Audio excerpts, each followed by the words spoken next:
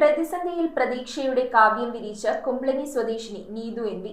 മലയാള സാഹിത്യ ലോകത്ത് ഏറെ ശ്രദ്ധേയമായേക്കാവുന്ന നീതുവിന്റെ ആ മരങ്ങളെല്ലാം മഴയെ ഓർത്തിരുന്നു എന്ന നോവൽ വലിപ്പം കൊണ്ടും പ്രമേയപരമായ പ്രത്യേകതകൾ കൊണ്ടും ഇതിനകം തന്നെ ചർച്ചയായി കഴിഞ്ഞു. മലയാളത്തിലെ രണ്ടാമത്തെ വലിയ നോവൽ എന്നതിനപ്പുറം ഒരു മലയാള വനിത എഴുതുന്ന ആദ്യത്തെ വലിയ നോവൽ എന്ന പ്രത്യേകതയാണ് ഇതിനെ വ്യത്യസ്തമാക്കുന്നത്. സാഹിത്യ ലോകത്തിന് ഒരു മുതൽക്കൂട്ടാകുമെന്ന പ്രതീക്ഷയോടെ പ്രസിദ്ധീകരണത്തിന് ഒരുങ്ങി നിൽക്കുന്ന നീതുവിന്റെ നോവൽ വിശേഷങ്ങളിലേക്ക് മെട്രോ 7 ന്യൂസ് സ്പെഷ്യൽ സ്റ്റോറി. എങ്കിലും പ്രേമം എങ്ങനെ മാഞ്ഞു പോകാനാണ്?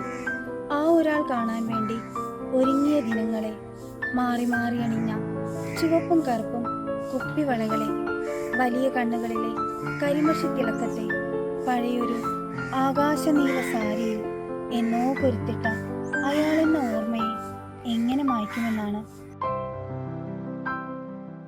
1146 പേജുകൾ. ഇത് സാക്ഷ്യപ്പെടുത്തുന്നത് പ്രണയവും വിഷാദരോഗവും സാധാരണക്കാരിയായ മീര എന്ന സ്ത്രീയുടെ ജീവിതത്തിലെ സംഘർഷഭരിതമായ അവസ്ഥയാണ്.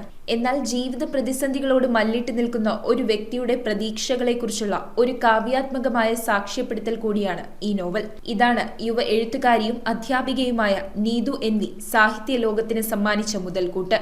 ഇന്ന് നമ്മളോടൊപ്പം ചേരുന്നത് നീതു എന്ന സാഹിത്യകാരിയാണ്. നീതു മലയാളത്തിലെ ഏറ്റവും വലിയ രണ്ടാമത്തെ നോവൽ എഴുതിയ വ്യക്തിയാണ്. കുമ്പളങ്ങി സ്വദേശിയായ നീതു സ്ത്രീ എഴുതിയ ആദ്യത്തെ ഏറ്റവും വലിയ നോവലിൻ്റെ അവകാശി കൂടെയാണ്. നീതുവിൻ്റെ ഈ പുസ്തകം ഇന്ന് പ്രസിദ്ധീകരണത്തിനായിട്ട് ഒരുങ്ങുകയാണ്. പുസ്തകത്തെക്കുറിച്ച്, നോവലിനെക്കുറിച്ചും നീതു നമ്മളോട് സംസാരിക്കുന്നു. നീതു, നമസ്കാരം. നമസ്കാരം സർ. നോവലിൻ്റെ പേര് ആ മരങ്ങളെല്ലാം മഴയെ ഓർത്തിരുന്നു എന്നാണ്. മരങ്ങളാണ് ഏറ്റവും കൂടുതൽ മഴയെ ഓർമ്മിക്കുന്നത്. കാരണം മരങ്ങൾക്കൊരു പ്രതീക്ഷയാണ്. വേനലിൽ കരിഞ്ഞുണങ്ങി നിൽക്കുമ്പോൾ എന്തെങ്കിലും ഒരു മഴ കിട്ടുമെന്നുള്ളൊരു പ്രതീക്ഷ. ഇതുപോലെ തന്നെയാണ് മനുഷ്യൻ്റെ ജീവിതവും. ഒരുപാട് ദുഃഖങ്ങളിലൂടെയും ദുരിതങ്ങളിലൂടെയും മനുഷ്യർ കടന്നു പോകാറുണ്ട്. എങ്കിലും അവരൊരു പ്രതീക്ഷയാണ്, നാളെ നല്ലത് വരും എന്ന ഒരു പ്രതീക്ഷയാണ് അവർ മുന്നോട്ട് നടത്തുന്നത്. അപ്പോൾ ഈ നോവലിലെ നായികയുടെ പേര് മീര എന്നാണ്.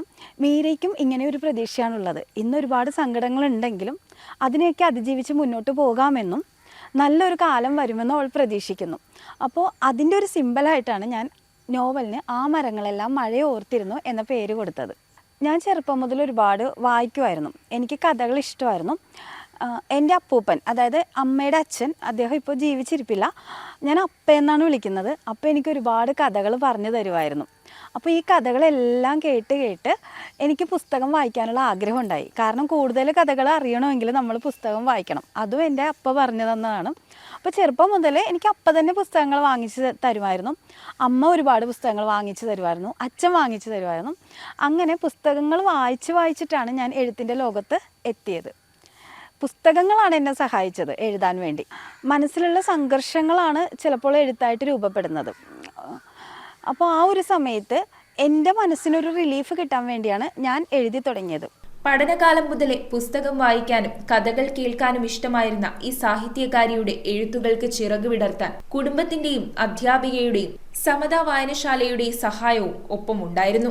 ഞാൻ സ്വതവേ കുറച്ച് മടിയുള്ള കൂട്ടത്തിലാണ്. അപ്പോൾ ആളുകൾ കഥയും നോവലും ഒക്കെ എഴുതുമ്പോൾ എനിക്ക് അത്ഭുതമായിരുന്നു. ഇവരെങ്ങനെയാണ് നമ്മുടെ മനസ്സിനെ സ്പർശിക്കുന്ന വിധത്തിൽ ഇങ്ങനെ എഴുതുന്നത് എന്ന് ഞാൻ അത്ഭുതപ്പെട്ടിട്ടുണ്ട്. അപ്പോൾ ആദ്യം ഞാൻ എഴുതിയത് ചെറിയ ചെറിയ കവിതകളായിരുന്നു. പിന്നീട് ഒരു കവിതാ സമാഹാരം ഞാൻ പ്രസിദ്ധീകരിച്ചിട്ടുണ്ട്. അപരാഹ്നങ്ങളിലേക്ക് ചായുമ്പോൾ എന്നാണ് അതിൻ്റെ പേര്. ഏകദേശം 52ഓളം കവിതകളുണ്ടായിരുന്നു. ഞാൻ ഒരു അധ്യാപികയാണ്. എൻ്റെ സബ്ജക്റ്റ് ഇംഗ്ലീഷ് ലിറ്ററേച്ചറാണ്. ഞാൻ ചെറുപ്പം മുതലേ ഒരുപാട് കവിതകൾ മലയാളത്തിലും ഇംഗ്ലീഷിലുമായിട്ട് വായിക്കുമായിരുന്നു. അപ്പോൾ ഈ ഇംഗ്ലീഷ് കവിതകൾ മലയാളത്തിലോട്ട് വിവർത്തനം ചെയ്യാൻ എനിക്ക് ഒരുപാട് ഇഷ്ടമാണ്. അത് സോഷ്യൽ മീഡിയയിൽ വായിക്കാൻ ഒരുപാട് ആളുകളുണ്ട്. പലരും എന്നോട് പറഞ്ഞിട്ടുണ്ട്, ഞങ്ങൾക്ക് ഇംഗ്ലീഷ് വായിക്കാൻ ബുദ്ധിമുട്ടാണ്, പക്ഷേ ഈ കവിതകളുടെ അർത്ഥം തന്നിലൂടെ ഞങ്ങൾക്ക് അറിയാൻ പറ്റുന്നു എന്ന് പറഞ്ഞിട്ടുണ്ട്. അതൊരുപാട് സന്തോഷമുള്ള കാര്യമാണ്. എന്നെക്കൊണ്ട് കഴിയുന്ന വിധത്തിൽ ഞാനത് മലയാളത്തിലോട്ട് വിവർത്തനം ചെയ്യുന്നു. ഏകദേശം 55ഓളം കവിതകൾ വിവർത്തനം ചെയ്തിട്ടുണ്ട്. Shakespeare, W.B. Yeats, Christina Rossetti, Emily Dickinson, അങ്ങനെ ഒരുപാട് പേരുണ്ട്. എനിക്ക് ഏറ്റവും കൂടുതൽ നന്ദിയുള്ളത് കുമ്പളങ്ങിയിലെ സമതാ പബ്ലിക് ലൈബ്രറിയോടാണ്. കാരണം അവിടെ നിന്നാണ് ഞാൻ ഏറ്റവും കൂടുതൽ പുസ്തകങ്ങൾ വായിച്ചിട്ടുള്ളത്. ഞാൻ ഈ നോവൽ എഴുതാൻ ഏകദേശം 3 വർഷങ്ങളോളം എടുത്തിട്ടുണ്ട്. പക്ഷേ ഇതൊന്നും തന്നെ ഞാൻ അറിഞ്ഞില്ല എന്നുള്ളതാണ് സത്യം. ആ കാലഘട്ടത്തിലൂടെ കടന്നു പോയതൊന്നും ഞാൻ അറിഞ്ഞിട്ടില്ല. എല്ലാവരും പറയും നോവൽ എഴുതുന്നത് വലിയൊരു സ്ട്രഗിളാണ്. തീർച്ചയായിട്ടും അതൊരു വലിയൊരു സ്ട്രഗിളാണ്. പക്ഷെ അത് അബോധമാകുമ്പോൾ, നമ്മൾ അതിലൂടെ അറിയാതെ കടന്നു പോകുമ്പോഴാണ് അതിന് ജീവൻ വെക്കുന്നത്. നീതുവിൻ്റെ ഈ നോവല് ആ മരങ്ങളെല്ലാം മഴയെ ഓർത്തിരുന്നു എന്ന നോവല് അത് സാഹിത്യ ലോകത്തിന് വലിയൊരു സംഭാവനയായി മാറട്ടെ എന്ന് ആശംസിക്കുകയാണ്. കമ്പ്യൂട്ടറിൽ നിങ്ങളുടെ കാഴ്ച പരിശോധിക്കുവാൻ ക്വാളിഫൈഡ് ഒപ്ട്രോമെട്രിസ്റ്റിന്റെ സേവനം ലഭ്യമാണ്. KR opticals, near federal bank, Palluruthy. Specs world, opposite TB hospital, Karuvelippady. KR opticals, combustion മുക്ക്, കുമ്പളങ്ങി.